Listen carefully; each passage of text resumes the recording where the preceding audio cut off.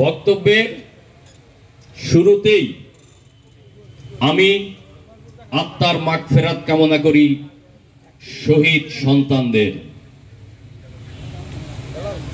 আবু সাইদকে হত্যা করা হয়েছে, মুগ্ধকে হত্যা করা হয়েছে, অনেক ছাত্র জনতাকে হত্যা করা হয়েছে। হত্যা করা কেন হয়েছে?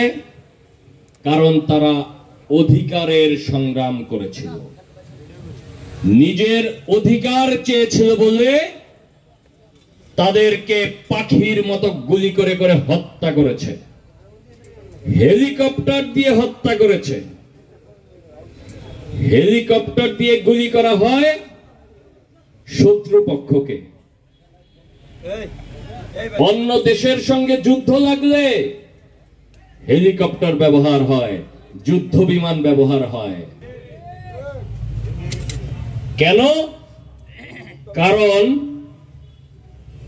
সে মানুষের অধিকার হরণ করেছিল, সেই অধিকার যাতে মানুষ ফেরত না চাইতে পারে।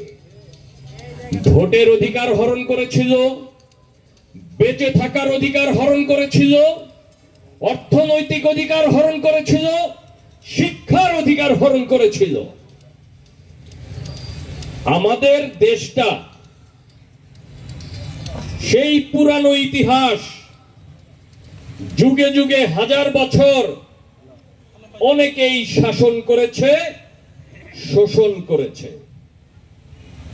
আপনারা যারা ইতিহাস জানেন তারা তো জানেন গুপ্তরা শাসন করত, সেনরা শাসন করেছে, পালরা শাসন করেছে, ওলন্দাজ গোলন্দাজ শাসন করেছে, ব্রিটিশরা শাসন করেছে, পাকিস্তানিরা শাসন করেছে, শোষণ করেছে।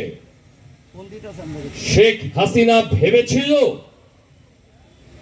আমিও এমনি ভাবেই শাসন করব, এমনি ভাবেই শোষণ করব।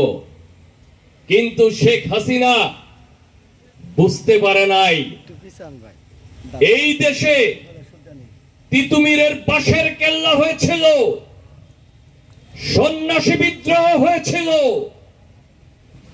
এই দেশে প্রীতিলতা সেন, ক্ষুদিরাম, প্রফুল্ল চাকির জন্ম হয়েছিল। শেখ হাসিনা মনে রাখতে পারে নাই 52-এর ভাষা আন্দোলন হয়েছিল, 69-এর গণ অভ্যুত্থান হয়েছিল। শেখ হাসিনা মনে রাখতে পারে নাই 71-এ বাংলাদেশের মানুষ স্বাধীনতা যুদ্ধ করেছিল।